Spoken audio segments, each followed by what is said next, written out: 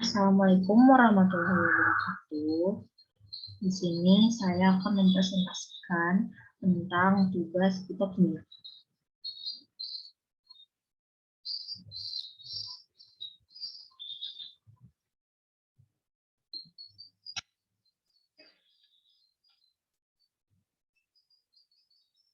Pertama-tama, perkenalkan, nama saya Nur Sarfindi Said dari kelas B, semester 4. NPM 1948 20 111 0112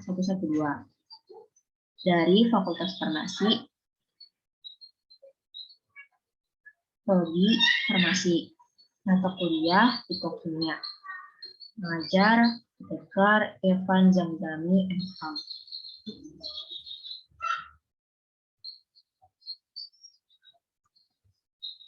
Langsung saja, ada beberapa poin-poin yang saya akan bahas.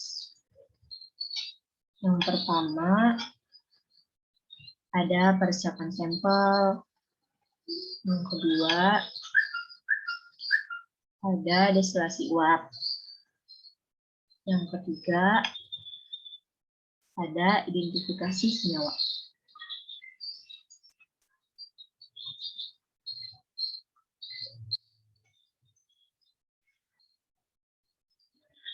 Persiapan sampel atau preparasi sampel.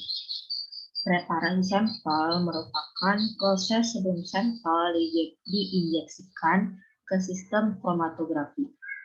Tujuan preparasi sampel yaitu untuk meminimalkan adanya pengotor yang akan mengganggu proses analisis dengan mengeliminasi komponen-komponen selain analit.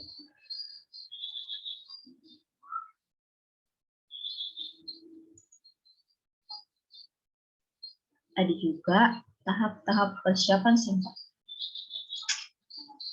Yang pertama, pengumpulan bahan baku. Yang kedua, sortasi basah. Yang ketiga, pencucian. Yang keempat, perajangan. Tahapan pengumpulan bahan baku sangat menentukan kualitas bahan baku. Kadar senyawa aktif dalam suatu sintesia berbeda-beda. Sedangkan sortasi basah dilakukan untuk memisahkan kotoran-kotoran atau bahan-bahan asing lainnya dari bahan sintesia. Yang ketiga, pencucian. Pencucian dilakukan untuk menghilangkan tanah dan pengotoran lainnya yang melekat pada bahan sintesis. Sedangkan perajangan pada bahan sintesia dilakukan untuk mempermudah proses pengeringan, pengepakan, dan penggelian.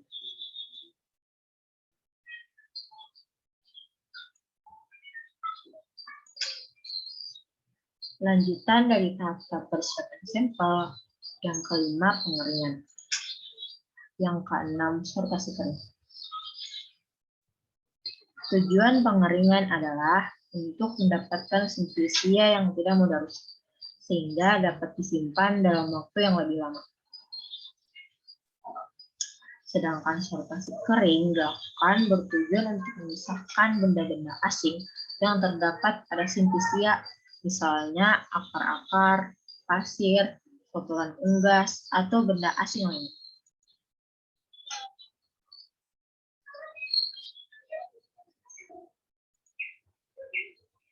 Berikutnya yaitu tahapan pemeriksaan mutu sintesis dengan parameter non-spesifik.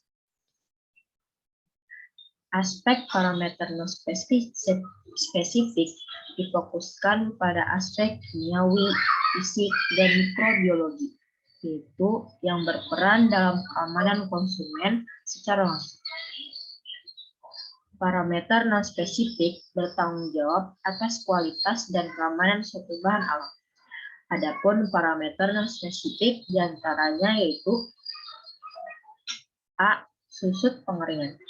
Susut pengeringan berhubungan dengan kandungan air dalam suatu bahan alam atau sintesia yang ditetapkan dengan pengukuran sisa zat setelah pengeringan pada suhu 105 Celsius.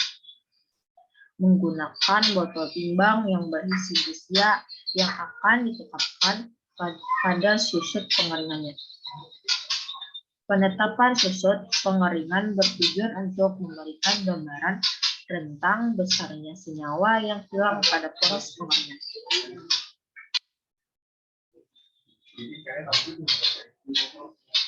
Yang B, bobot jenis. Bobot jenis terkait dengan kontaminasi atau kemurnian.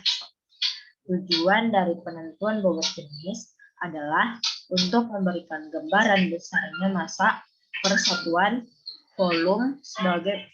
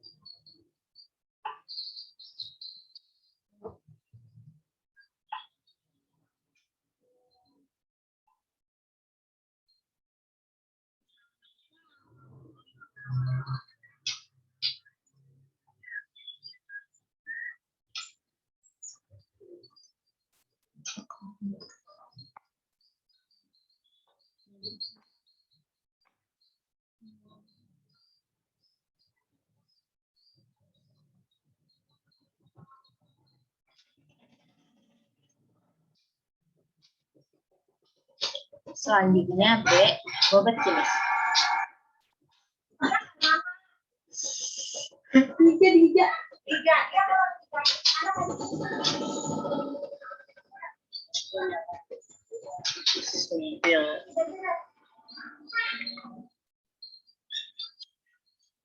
Yang B, bobot jenis. Bobot jenis terkait dengan kontaminasi atau kemurnian ekstrak.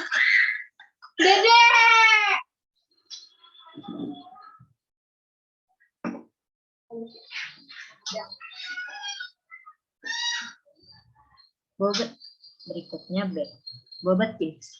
Bobot jenis terkait dengan kontaminasi atau kemurnian ekstrak. Tujuan dari penentuan bobot jenis adalah untuk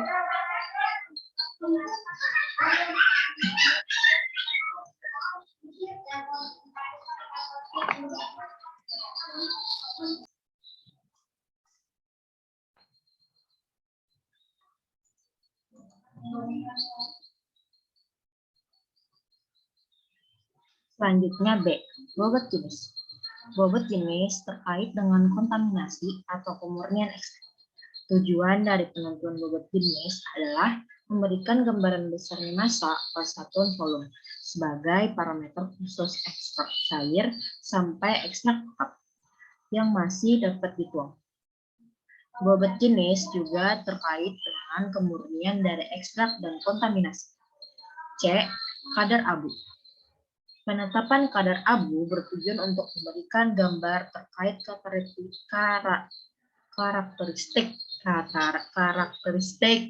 karakteristik, woi.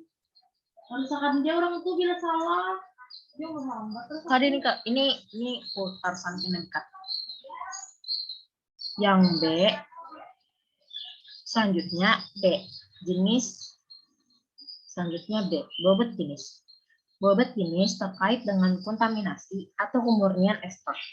Tujuan dari penentuan bobot jenis adalah untuk memberikan gambaran besarnya massa persatuan volume sebagai parameter khusus ekstrak cair sampai ekstrak yang masih dapat dituang.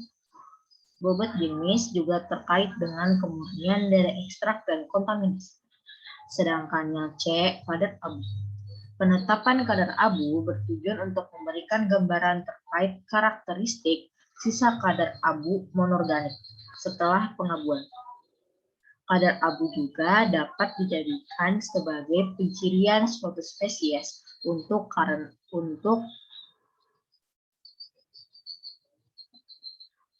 abu juga dapat dijadikan sebagai pencirian suatu spesies obat karena setiap tanaman memiliki sisa abu secara spesifik.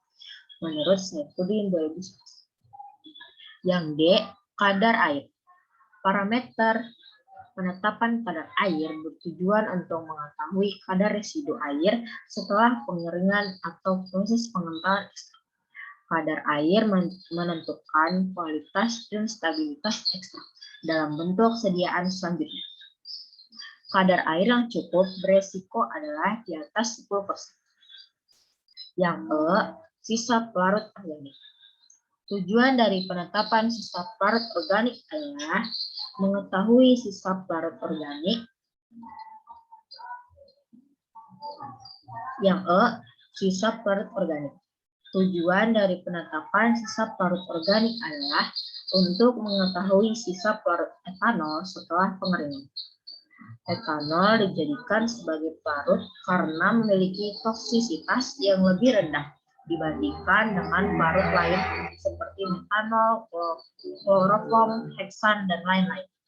Bahan alam yang aman dan berkualitas harus dipastikan di dalamnya tidak terdapat sisa pelarut organik.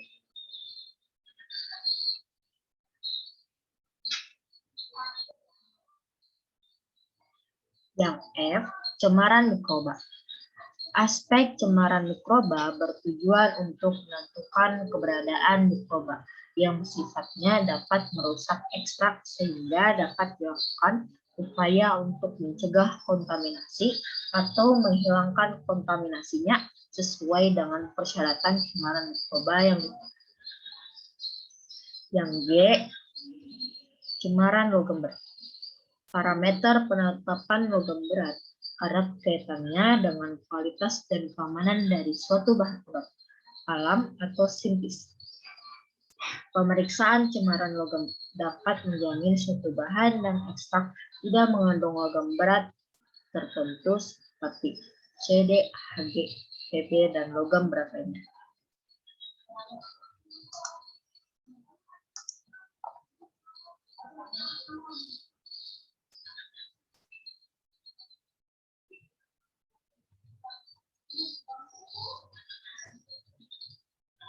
Ikut pengertian penyarian. Penyarian merupakan suatu proses penarikan senyawa-senyawa kimia dari tumbuh-tumbuhan, hewan, atau bahan alami menggunakan pelarut yang sesuai. Sedangkan prinsip metode ekstraksi distilasi uap adalah dengan mengalirkan uap air ke dalam campuran bahan yang terdapat komponen yang akan dipisahkan. Dan destilasi uap merupakan suatu metode pemisahan bahan kimia.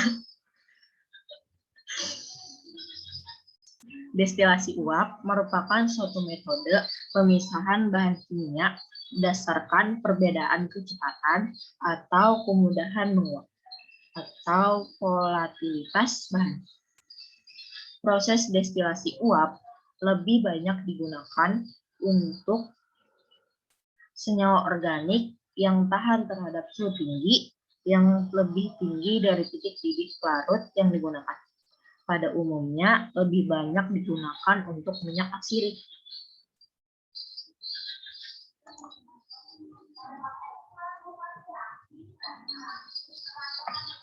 Berikut kriteria pemilihan pelarut. Syarat pelarut yang digunakan sebagai berikut.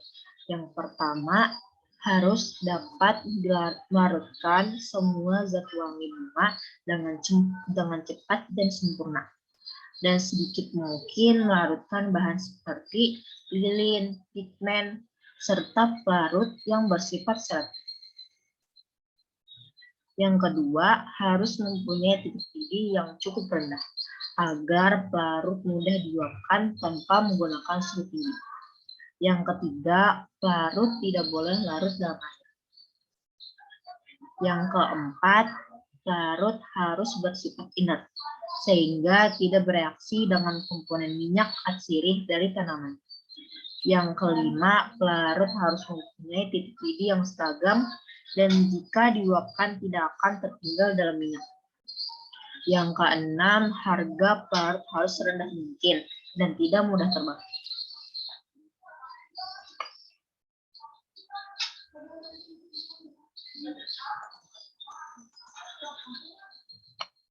Berikut kelebihan dari ekstraksi destilasi uap. Keuntungan dari metode ini antara lain adalah kualitas ekstrak yang dihasilkan cukup baik. Suhu dan tekanan selama proses ekstraksi dapat diatur serta waktu yang diperlukan singkat.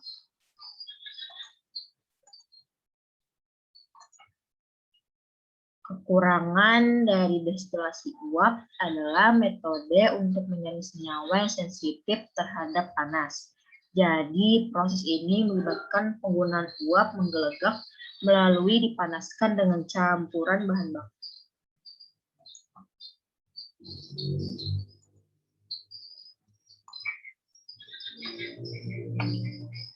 Identifikasi senyawa. Identifikasi golongan senyawa dapat dilakukan dengan uji warna, penentuan kelarutan, bilangan RF, dan ciri spektrum UV. Identifikasi yang paling penting dan digunakan secara luas ialah pengukuran spektrum serapan dengan menggunakan spektrofotometer.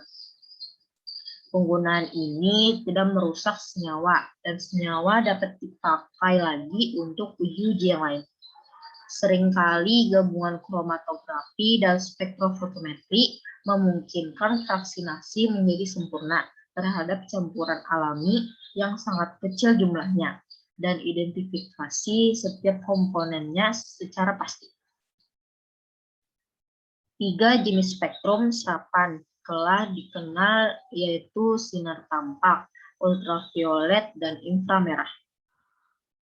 Kesamaan spektrum inframerah suatu senyawa murni yang tidak diketahui dengan senyawa pembanding dapat dianggap sebagai bukti kedua senyawa itu sama. Spektrum serapan ultraviolet visible tidak didasarkan pada getaran atom dalam molekul, akan tetapi pada kenyataannya elektron tertentu yang terikat longgar dapat ditingkatkan ke arah energi yang lebih tinggi dengan menyerap radiasi dengan panjang gelombang tertentu. Spektra UV digunakan untuk mengetahui keberadaan ikatan rangkap terkonjugasi pendek, misalnya aromatik, dan panjang, misalnya karotenoida.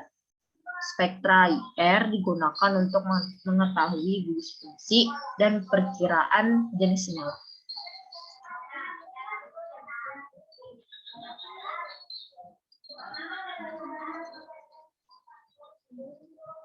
Mohon maaf gangguan.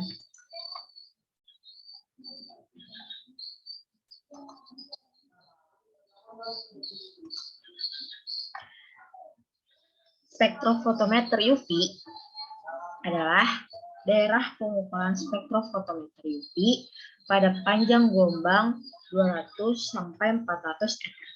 Spektrum UV disebut juga spektrum elektronik karena terjadi sebagai hasil interaksi radiasi UV terhadap molekul yang mengakibatkan molekul tersebut mengalami transisi elektronik. Apabila radiasi elektromagnetik dikenakan pada suatu molekul atau atom, maka sebagian dari radiasi tersebut terserap oleh molekul atau atom tersebut sesuai dengan strukturnya yang mempunyai gugus kromofil. Spektrofotometer IR, radiasi infrared atau infrared, merupakan bagian dari spektrum elektromagnetik antara daerah gelombang cahaya tampak dan gelombang mikrowave. Penggunaan terbesar terhadap kimia organik adalah pada panjang gelombang 4000 sampai 400 cm -1. Frekuensi radiasi R kurang dari 100 cm diabsorpsi dan diubah oleh molekul organik menjadi energi rotasi molekul. Serapan ini diukur radiasi R dalam daerah panjang gelombang 10.000 sampai 100 cm -1.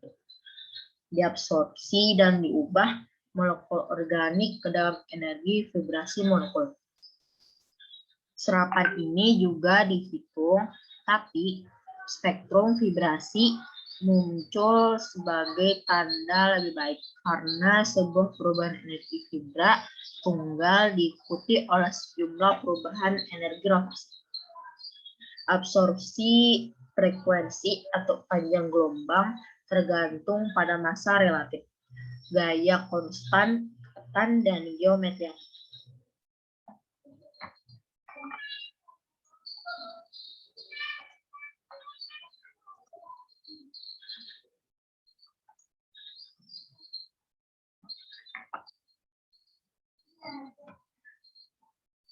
Slide terakhir, posisi tanda dalam spektrum R disabitkan dalam jumlah gelombang yang memiliki satuan cm besar.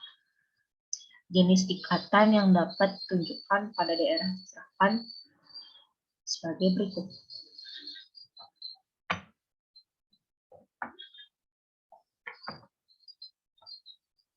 berikut.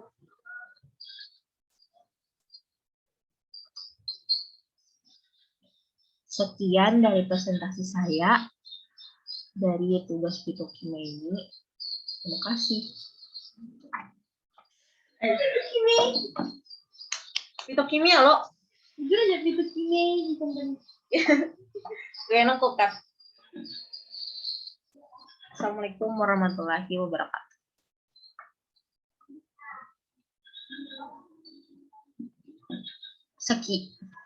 Sekian dari presentasi saya dari tugas fitokimia ini. Sekian dari presentasi saya. Saya ucapkan terima kasih. Assalamualaikum warahmatullahi wabarakatuh.